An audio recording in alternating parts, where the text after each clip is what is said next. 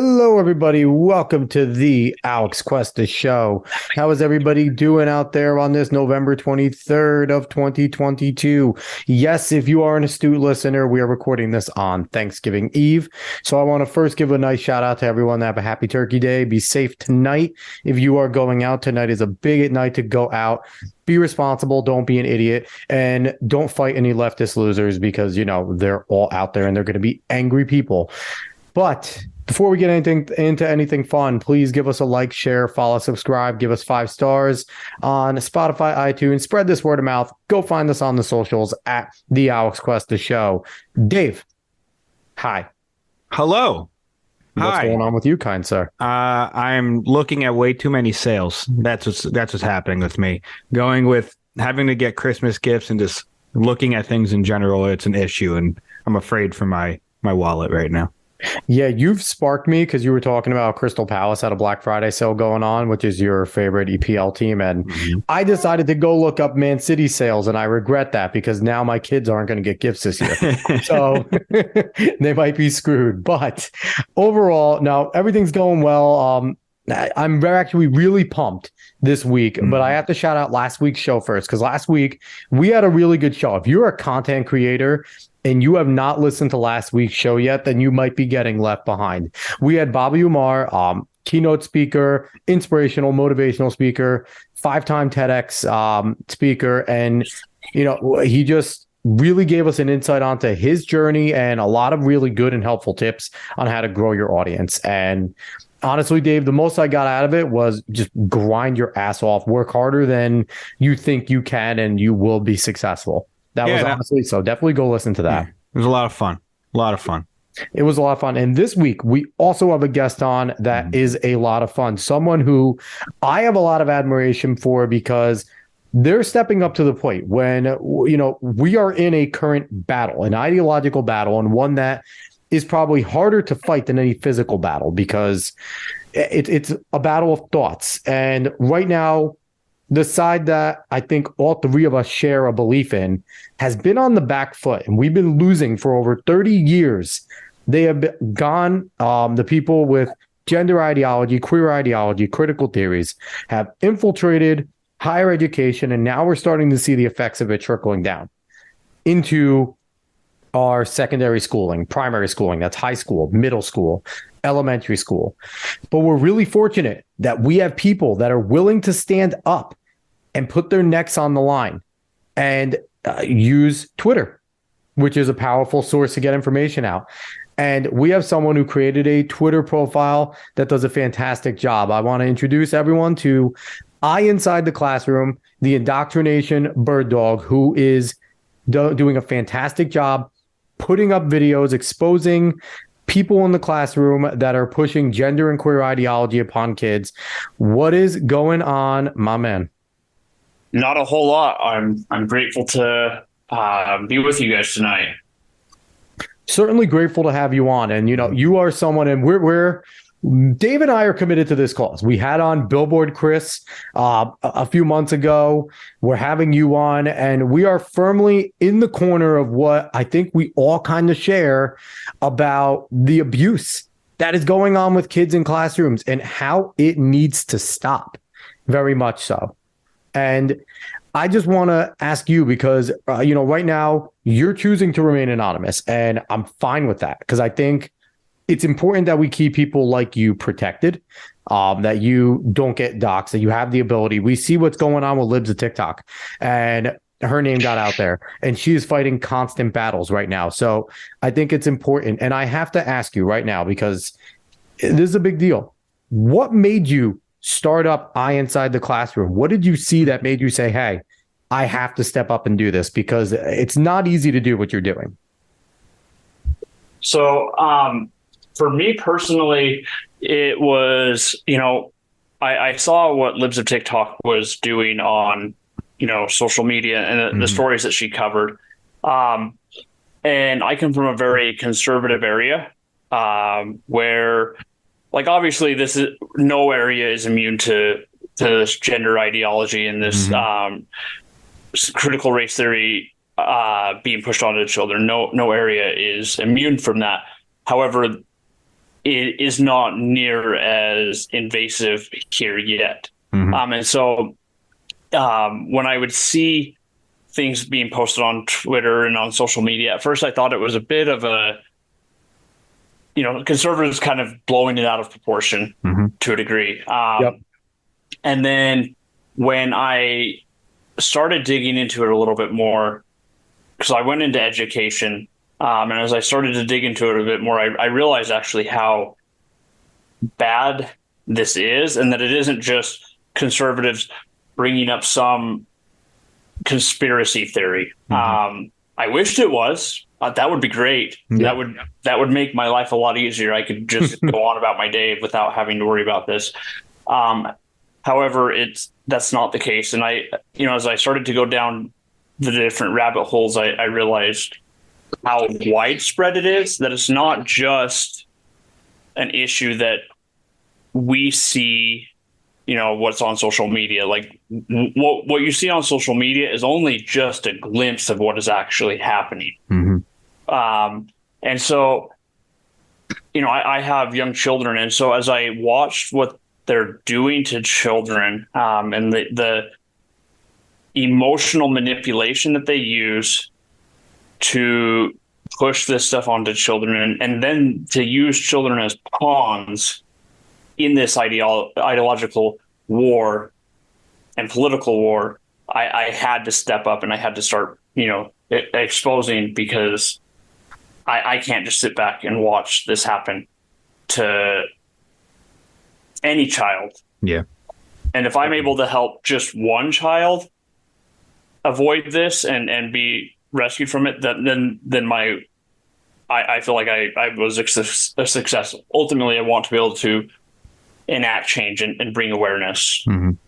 So, what's interesting, outside of people like yourself and, Billboard Chris and even Libs of TikTok, I first started really getting turned on to this, and I think Dave will share the sentiment, by James Lindsay and the work that James Lindsay did and New Discourses. And, I read Cynical Theories, and I've been following New Discourse and a lot of the podcasts that James does. And he was the first one to really open up my eyes to a lot of it. When I first discovered James, he was a fun Twitter troll, smart guy, really went at the left. And then the more I listened to him and I heard, he's like, no.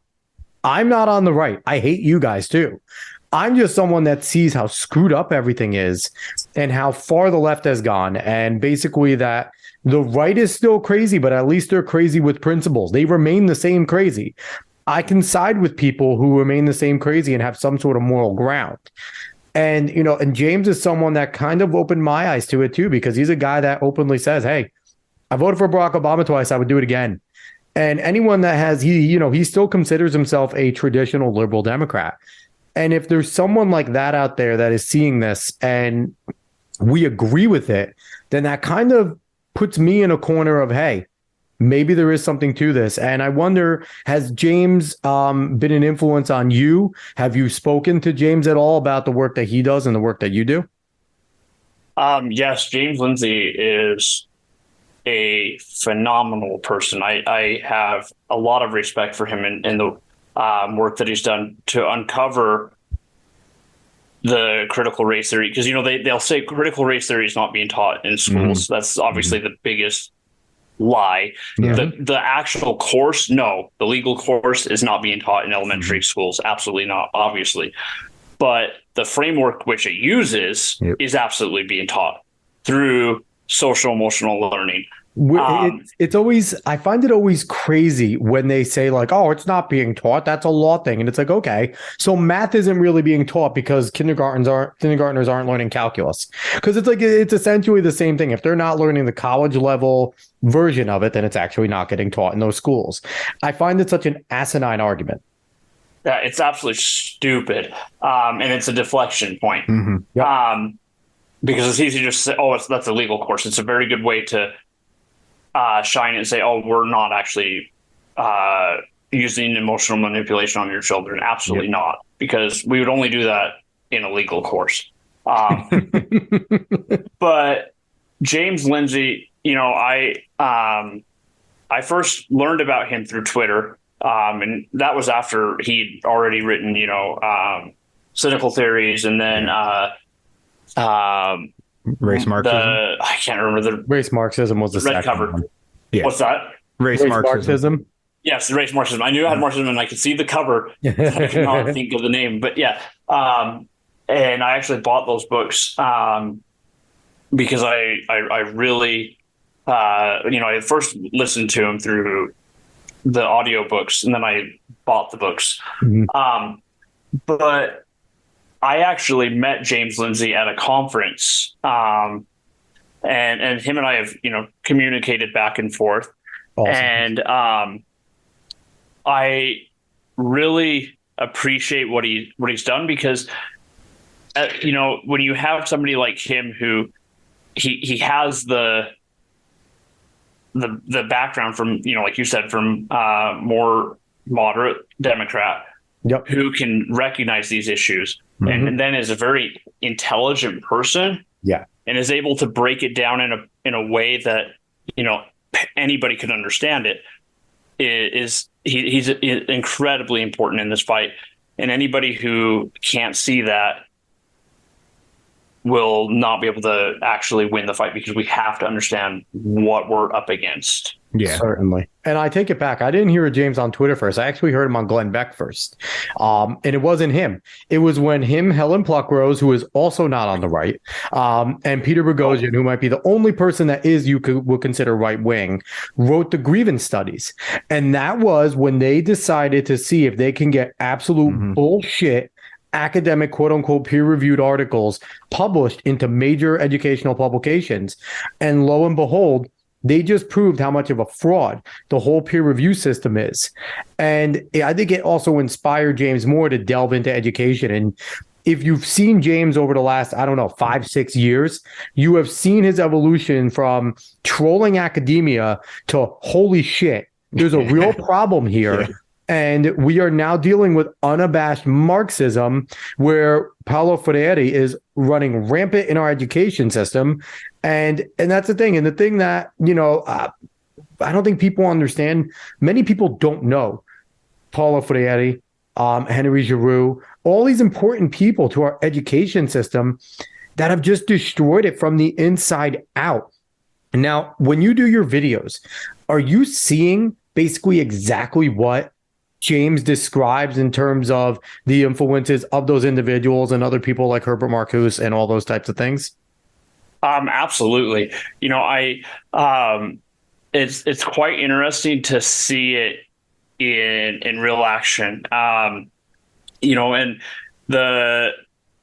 actually covered a while back a video of a teacher. Well, I think she's a former teacher now, who had explicitly talked about the banking of education and depositing, the different the children should be the ones that are in charge of their education. They actually bring more to it than what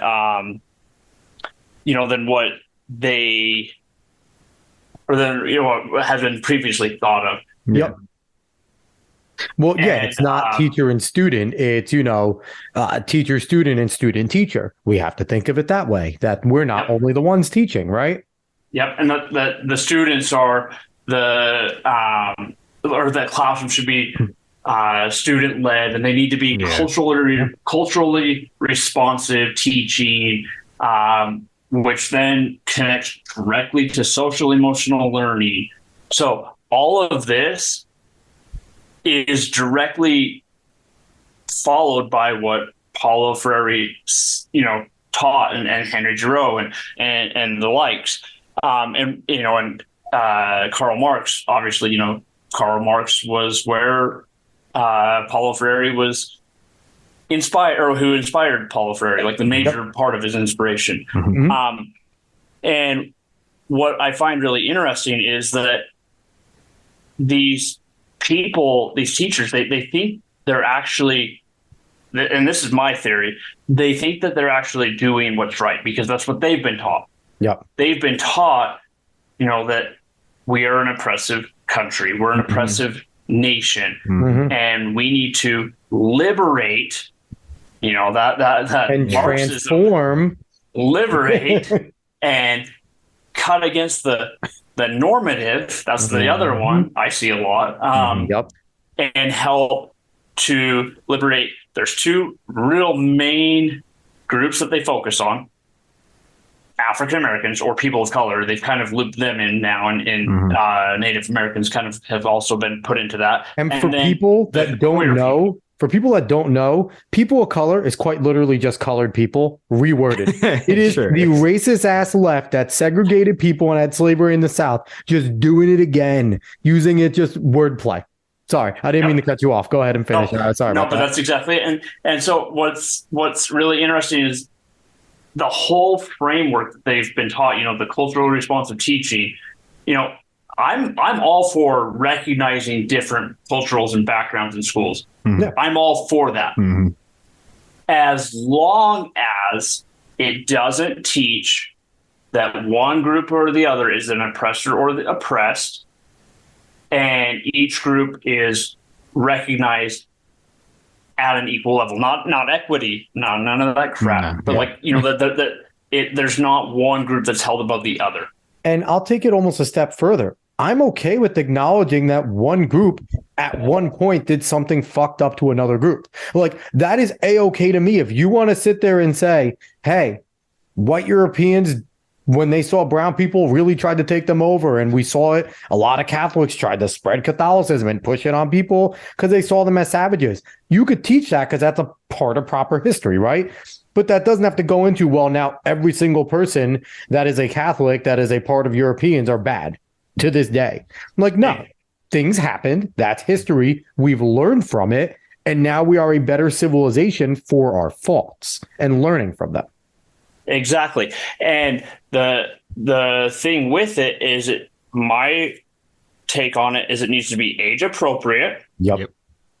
And accurate history. Because the thing is, and I'm not talking about the true history from the 1619 project either.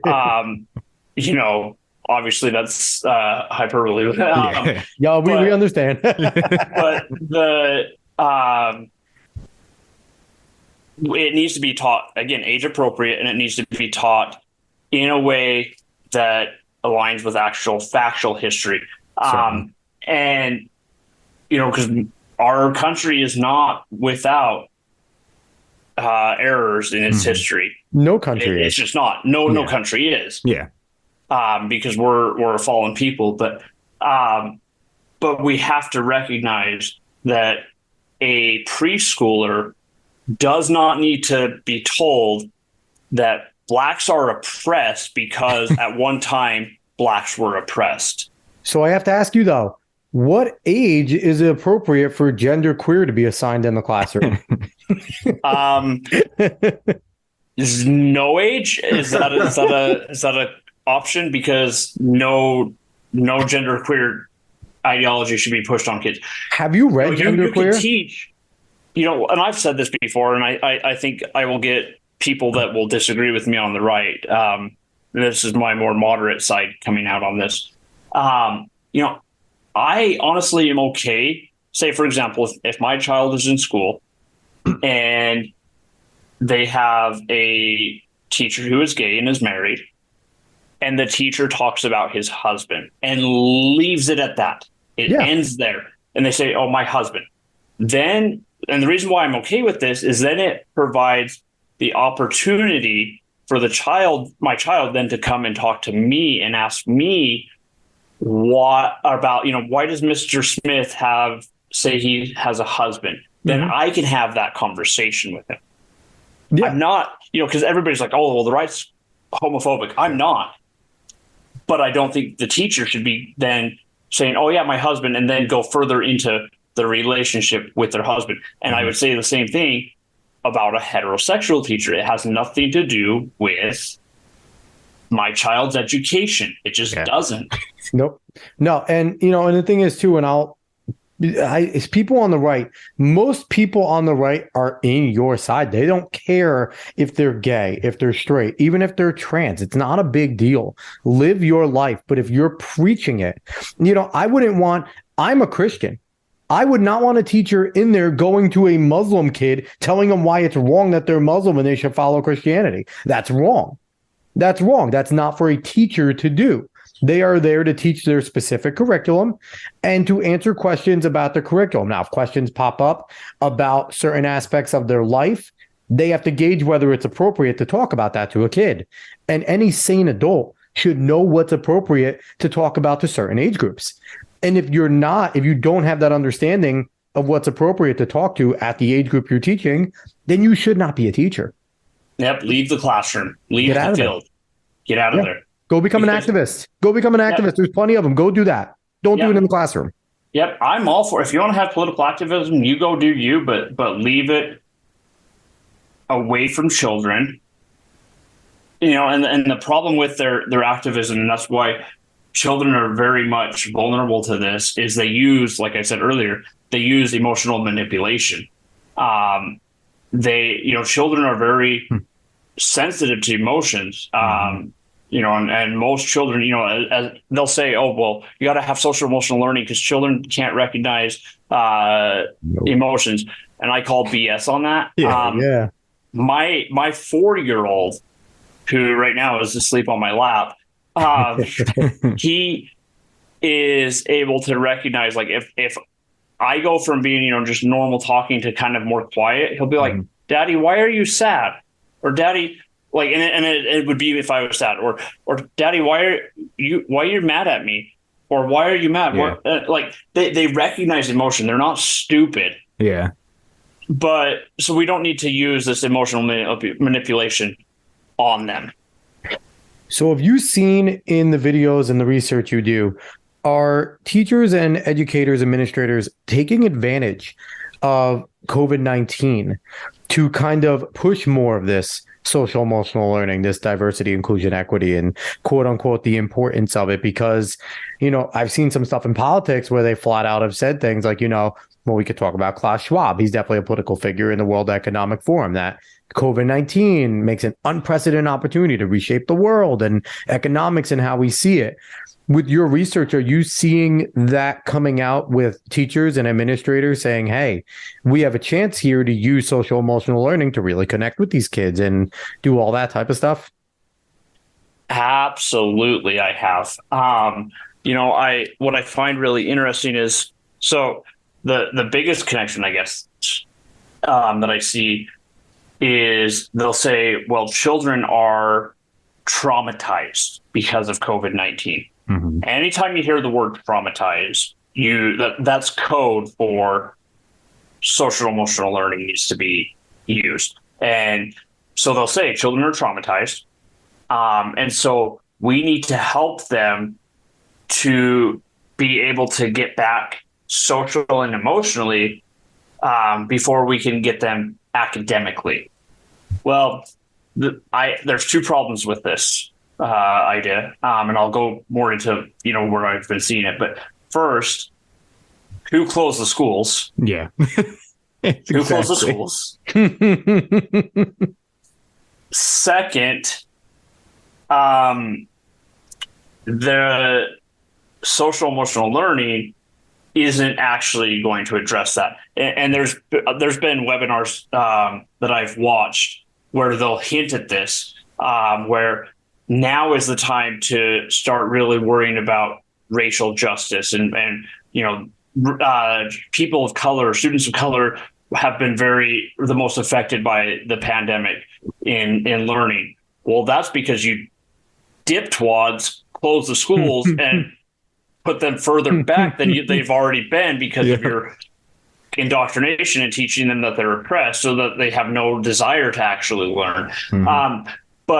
That's been very prevalent. And I'm starting to see more and more of that in some of these webinars and these teacher trainings that I've been watching. And it's really interesting that, they are using this as a way to, again, I'm going to use another Marxist word, to rethink education. Yep. So we mentioned Freire before, and I'm going to bring him back up because I believe the book was Pedagogy of Education or something like that, where he kind of talked, and he had a whole entire chapter about the social worker. And he was very much in favor of making teachers also act as social workers. Now, Social workers have a place in our society, and a trained social worker could be good at what they do. But there is no way, shape, or form in hell that a teacher who only takes an education background and now has a few seminars in emotions are geared up to do that. Are you finding in a lot of these webinars that they're encouraging teachers to kind of take up more social working aspects? So the biggest thing that I see with that is they're teaching them that they need to focus on, and this is the term I hear a lot in these webinars, and even just on TikTok videos, is Maslow before Bloom. Because Maslow's hierarchy of needs, and their theory is that, children, if they're emotionally not doing well emotionally, they're not going to be able to learn academics, which it does have truth to it. Yeah. If you have a child who is actually facing trauma, you're not going to really get to them with academics. There's some different needs that need to be taught, or issues that need to be addressed. But the idea of social emotional learning is the biggest thing that I see that we need to check in on our students. In fact, I actually covered a teacher who she basically talked about how she gives her students, I don't remember if it was weekly, I think it was weekly surveys to check in on them and see how they're doing, which is, that's thoughtful. And it's okay to say, hey, are you doing well? And then to use that information to say, hey, I think you, or, then to go talk to the school counselor and say, hey, this child's struggling. This is something that I've seen. If it were going that direction, I as long as the school counselor was open, that's a different story. But she then says, oh, well, then you can have her students can request a meeting with her and discuss what they're going through. That's not her job. No, I'm sorry. No, not at all. No, it's not. And this is a common thing that they're teaching them, that they need to check out on their students and make sure that they're doing well emotionally and socially. Again, not their job. They can check in and say, hey, if there's something academically that you're struggling with, come talk to me. By all means, that's within their the scope of their job. But anything emotionally, they should talk to the counselor. B, and then if it's an abuse situation, it should never go back to the parents, obviously. But if otherwise, they should be talking with the parents and saying, hey, your child had mentioned to me this, this situation. Are you aware of this? But that's not what's happening. Not at all. So for those that don't know, that are listening, they hear us calling out SEL, social emotional learning, or DIE, diversity, inclusion, equity. And that acronym is intentional. You might see it as DEI. We say DIE here because it does kill any chance that your child has an education. But I want to talk about social emotional learning real quick for those that don't know. So the technique of social emotional learning is a legitimate technique that has been used by trained people in the psychological field, doctors of psychology, psychologists, psychiatrists, etc. And what it is when they take a child that looks like they have signs of some sort of emotional trauma and they are lacking in learning, and they think that might be the case, they are taken to a legitimate licensed professional and then talked to and spoke to potentially diagnose an anxiety, a depression, some sort of mental illness that they can then get treatment for. What's going on in schools when you see social emotional learning? It is your teachers attempting to diagnose your children and what it is becoming, because they want to raise all of our kids' emotional stability and things like that. It is basically telling these kids that to look for your anxiety, essentially, look for panic attacks, look for your depression. And now we have a generation of kids, and I'm around a lot of kids in my profession. I see a lot of kids in high school and stuff like that. All of them basically tell me that they have some sort of anxiety or depression. And that was never the case growing up. And the thing that they're being robbed of, and I continue to say this, is they're not being told that in puberty, shit's going to get weird. You're going to have weird emotions. You're going to feel a lot of different pressures. You're going to feel happy and then sad within 5 minutes because chemically you are just rearranging. But no, Now we're telling kids that high pressure that you feel in a moment where you think the world is ending, that's anxiety. And that, moment where you feel like you're going to cry and you have no idea why because you're just an emotional teenager, well, that's a panic attack. And if you feel like the world's going to end because people are picking on you, you might be depressed. And to me, it's incredible to see that that's going on and that's acceptable. Now, you wanted to talk about a connection between the schools and gender clinics. What in your research have you seen that there's any connection there? Because it doesn't seem like there should be a connection between education and a place that's pushing gender ideology. So, oh my gosh, I hate this. I when I say I hate these type of people, I use it I don't use that term very, very regularly, and I use it very loosely. I don't use it loosely. Sorry. But the one particular case, there's two gender clinics that I've really seen this be the case, and that is Children's Hospital of Philadelphia, also known as CHOP, quite fitting. Their gender clinic. Oh boy. And Haverford School District in Delaware County in Florida. So you have CHOP, who has been very much in the news, especially recently with Dr. Levine and his role in pushing this onto children and pushing gender affirming care. And so you have that side of it. You've got, they're the ones obviously doing that. Well, Haverford School District, and they're not alone. I've been working with some teachers and parents in that area. There's some other school districts that are involved in this. But they have formed a partnership with not just the Children's Hospital of Philadelphia, but their gender clinic. No boy. And this was specifically written on their website, on Haverford School District's website. So this isn't a conspiracy theory. This is, I have the evidence to prove it. I have the receipts to prove it. But they also have, the Haverford School District received training from doctors from the gender clinic for the teachers of how to help their quote unquote transgender students. It's disgusting. So you have, and what to look for, and how to help these children. So you have a very, very, very clear connection. And then there's another one with Lurie's Children's Hospital in Chicago, who also has a partnership with Chicago Public Schools. And they have also provided training to Chicago Public Schools. That's disgusting. It's unnecessary that they're even getting involved with each other. Exactly. Yep. So then, again, this goes back to the whole, this is a Marxist thing, and I'll explain.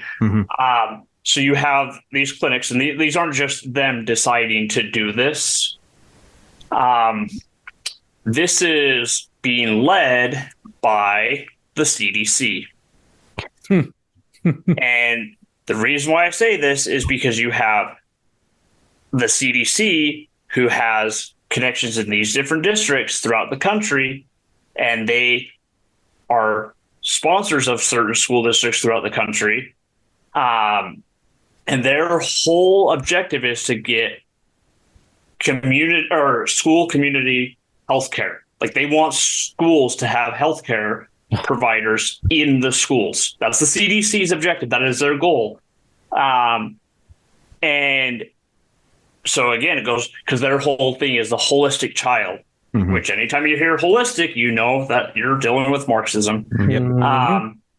And so so you have the CDC, who's training these, or that's kind of trying to put forth this goal to have, school-based healthcare, is what they call it, school-based healthcare clinics. And then these healthcare clinics then will have access to your child without you there. So I have to ask. Oh, go ahead, Dave. I was just going to say, I feel like the most bothersome thing about all of this to me is actually something that you brought up earlier, is the fact that a decent amount of these people genuinely believe they're doing the right thing, because it would be a lot easier to go against this and really prove, not even prove, but just convince a lot of people about, like, if someone was actually genuinely doing this for bad reasons. Like, it's a lot easier to force those people out. But when you're speaking, you have to argue against people that think they're doing everything right for these kids. It makes things so much harder to get them to understand that, like, no, you are actually going down that road to evil, paid with what you think are good intentions. And it's just a frustrating thing to deal with. So I have to ask, if anyone is listening right now and they might be on the left for whatever reason, someone on the left is listening to this show knowing our content, but if they are, and they're listening and they're hearing all of us talk and they're going, we hear you, but we don't understand why this is wrong. These kids are trans kids and they just want to have help with transitions, or they're confused with their gender. In your words, from what you've seen, try and explain to somebody on the left, why is this wrong? Why are we so against this? Well, it's the answer is simple. Children cannot consent to having their bodies altered. They just cannot. The prefrontal cortex, which we use to make decisions and to rationalize things, is not fully developed until you're 25 years old. So absolutely, an 8-year-old cannot consent to being chemically castrated and sterilized through puberty blockers. And for anybody if there's anybody on the left or even anybody on the right who's listening to this that doesn't think this is happening, it is. Children's Hospital Philadelphia, CHOP, their gender clinic. I have the video footage and evidence of it where they talk about how they give puberty blockers to children as young as 8 years old, and they chop off the breasts of girls as young as 14. So for anybody who's listening to this who might be a little bit, I'm not sure that's actually happening. Oh, it's happening. And it's not just happening at CHOP, I promise you. And so the reason why we are against this is, again, a child cannot consent to that. They do not have the ability to, and a parent should not make that consent for them, because, again, the child doesn't understand what they're doing. And you have cases like Chloe Klo, who is coming out and expressing, and she's not just the only one. There's a lot of them, and there's a lot of them who would speak out, but they're afraid of getting the same flack and treatment that Chloe's gotten. But so you have people who later on in life now recognize, oh, this is something I didn't actually realize I was signing up for. And it's not reversible. They'll say, oh, puberty blockers are reversible. No, they're not. Nope. And then the next argument is, well, any children who get onto puberty blockers end up continuing through their gender transition into adulthood. Well, yeah, because you put them on that trajectory. They're lifelong patients. Yeah. And so my stance, and most people and this isn't just people on the right, like there are people on the left who have the same stance. Children cannot consent. There is zero ability for them to make that consent. And second, it's wrong to chop off the breast of a child and to chemically sterilize and castrate them. You would not give an anorexic patient the prescribed medicine that would cause them to be even more skinny than they already are. You just would not. So why on earth and you wouldn't affirm them in that? why on earth are we now affirming what used to medically be known as a mental illness? Why are we affirming that? Gender dysphoria. Yeah. Yep. And it's the weirdest thing in the world, too, because, we're using the term transgender a lot. It used to be more the term of transsexual, which is more understandable to have that kind of procedure when you're adult if you're transsexual, because you legitimately believe you're a different sex. But the argument, at least when it started, was that, okay, gender and sex are very different. You can be multiple genders, but you don't even have to present as the other sex. So the thought that even if a kid wanted to be transgender, that they have to go on puberty blockers and that they have to do this because it would affirm their transgender, it would affirm them being trans, that makes no sense to the original argument. Because you could just actually talk to them about being the other gender, and that would actually do the same thing that you said it would do in the beginning of this. Well, and their argument to that is that, well, they become dysphoric and they're seeing their bodies makes them feel dysphoria. And so I was like, okay, that's false because a kid would not have even thought about that had you not groomed them to think that, but whatever. And then the other issue is these children, again, don't understand what it means to be of the opposite gender. They cannot because they've only been who they are. And prior to, 2 minutes ago, when children were transgender, that going off of their logic, I'm not actually affirming that. Because the other argument is, well, it's life-saving. Well, then why on earth, up until 2 minutes ago, were children not committing suicide because they were dysphoric? Why? Yeah. It's a question they refuse to answer. So I got to say one thing. Chloe, if you're listening, I have sent you a message. Reach out. We'd love to have you on the show and talk to you because you're another individual that's extremely brave and has taken an incredible amount of heat for what you have done on social media and the speaking you've done. So we would love to give you more of a platform here. And number two, I want to jump in because you mentioned Dr. Levine. You recently had a little issue with Twitter. You got suspended and didn't have something to do with Dr. Levine? It absolutely did. Oh, my goodness. So, and I don't know if I sent this to you. I also, Libby Evans also wrote an article about this from the Post Millennial. So if I haven't sent it to you, I'll send it to you. But anyways. Libby's awesome.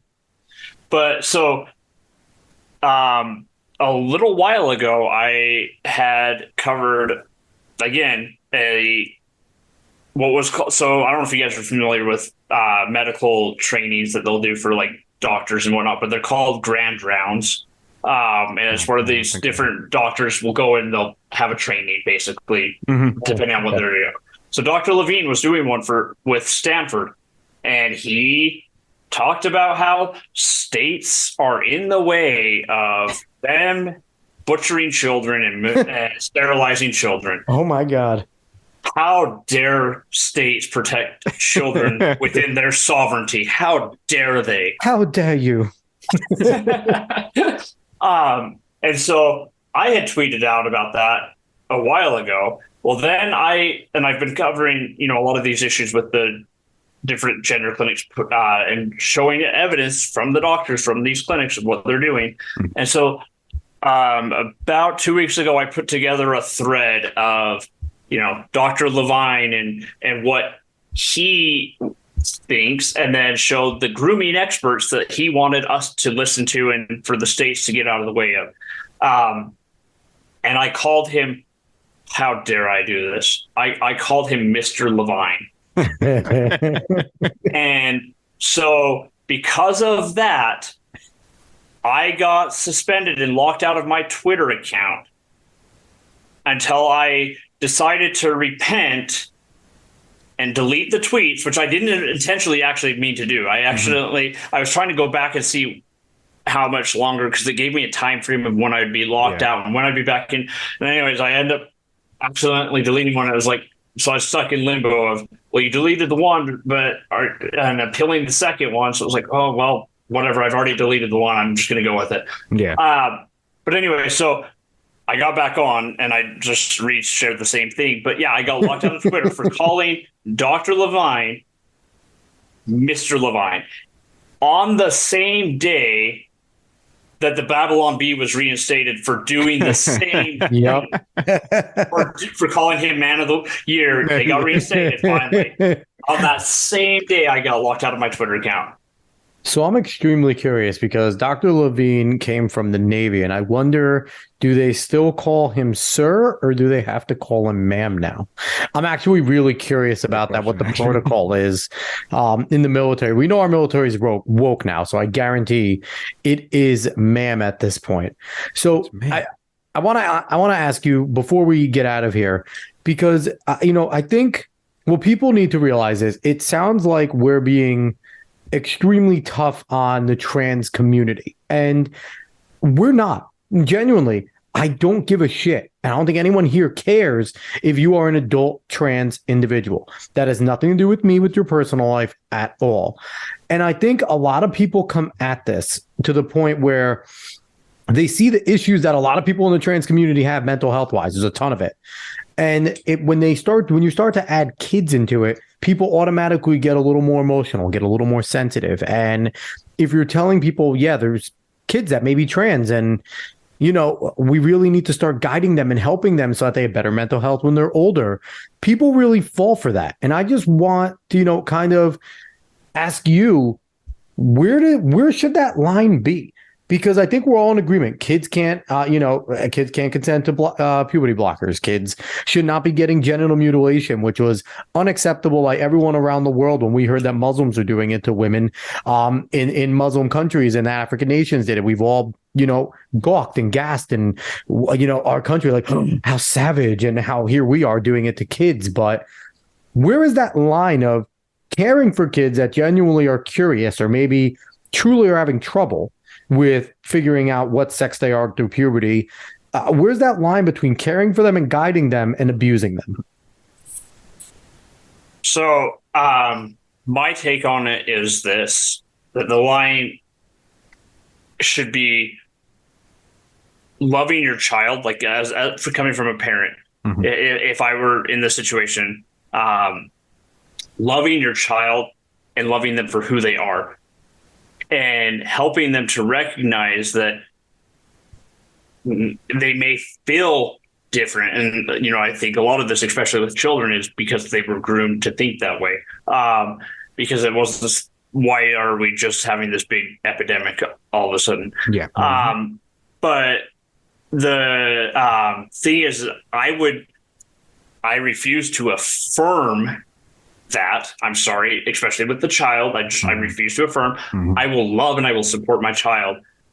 But a parent who loves their child, and this is my take on it as a father, should be able to recognize that their child cannot possibly make that type of a decision, especially medically, at that age. They do not understand what they're up against and the complete permanence of that type of thing. So my take on it would be, I would help them and I would love them and I'd support them, but I would tell them, this is something past 18, that's something that, I don't agree with it, but it is not something that I will do. Mm-hmm.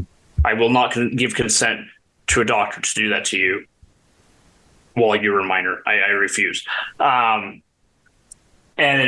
so my take on it is, we have to be loving, and we have to there are emotions that come with this. We have to recognize that. Mm-hmm. Yep. Especially like, going back to what I talked about earlier, how they use emotional manipulation. And so they really do.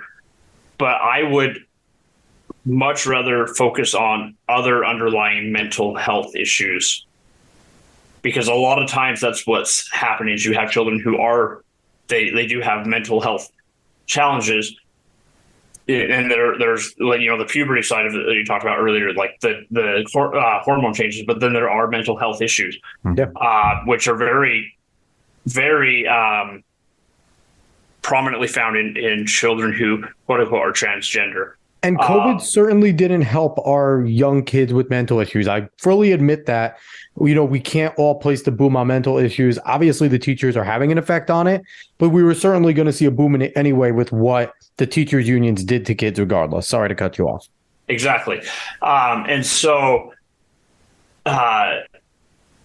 it's important to recognize that there are other things that should be done first, because when thinking about this, from a medical point of view, if a patient has a challenge, you try to do things least invasive. Like you try to go like the least invasive route first. Mm-hmm.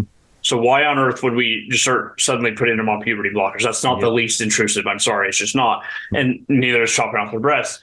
But so we have to recognize that children, do not understand. And so we need to care for them and love them, but we do not have to go along with it. I think that's a great point of view. And like you said, with the medical standpoint, if someone comes in with the bad break in their leg, you try to save the leg first before you amputate it. You don't automatically look at it and go, well, I really think your leg's useless now. And my medical will do, you'll be much happier if you cut it off. Like, that's not what they do. So that completely is along the line of what you said. And I really appreciate you taking the time to jump on this show. Thank you. Thank you for having me. And I hope this helps give your followers a bit of insight of what's happening. Mm-hmm. And if I could give just one thing of advice would be to your followers, if you're not involved, please get involved. Be involved in your child's education. Know who is in front of your child. If you can't homeschool them, be involved with who is teaching them. Know what and be involved with the curriculum that's being used. But absolutely be involved. And if you have the ability and a platform to speak out against it, please do.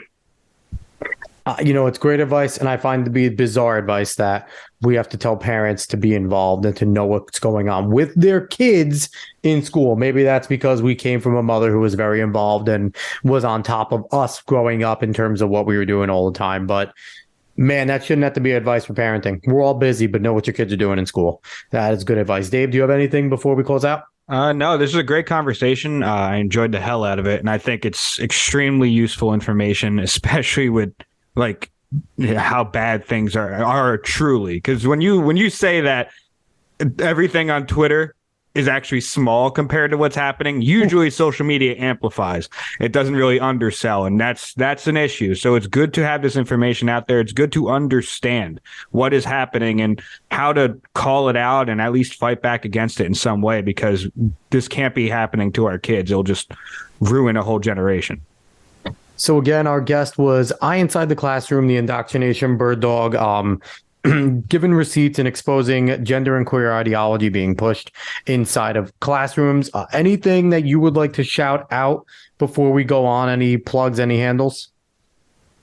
I would just say, please follow my work. And if you are in education, if you are a teacher and you're involved with, what's going on and you don't want to risk your job and your career because of the liabilities that would come with it, reach out to me. My email is on my Twitter account. My DMs are open.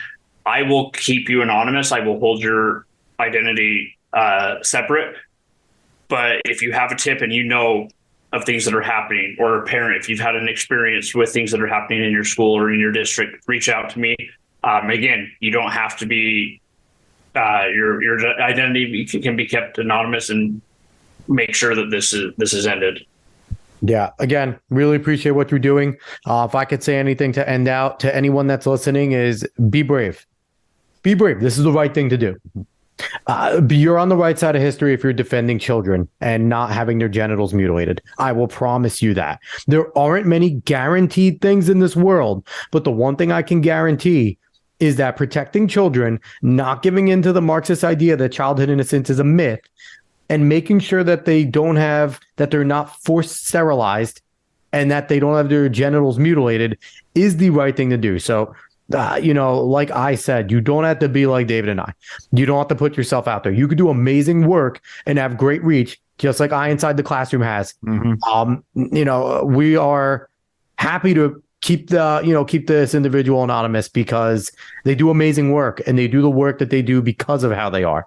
So this has been a great show. This is eye-opening. It's infuriating. These shows always piss me off, but they're necessary. And, we stand with individuals like you, Billboard Chris, James Lindsay, Chloe, anyone, Libs of TikTok, anyone that is fighting against this type of stuff, because truly evil of our time is this stuff. And we need to win against this. And this is where we need to start. Not in Washington, not who we vote for, not even in Herschel Walker, winning in Georgia. It doesn't matter. This is where we need to start. Winning education again, getting our kids back. So really like that. Whoever stayed and listened to this point, really appreciate you. Please give us like, share, follow, subscribe, rate 5 stars, spread this word of mouth. Follow us on socials at the Alex Cuesta Show. Go follow I Inside the Classroom. Read the receipts, get pissed off, and join us, because we need as many people as we can to win and fight back against this. All right. So everybody, really appreciate you for listening. So long, everybody.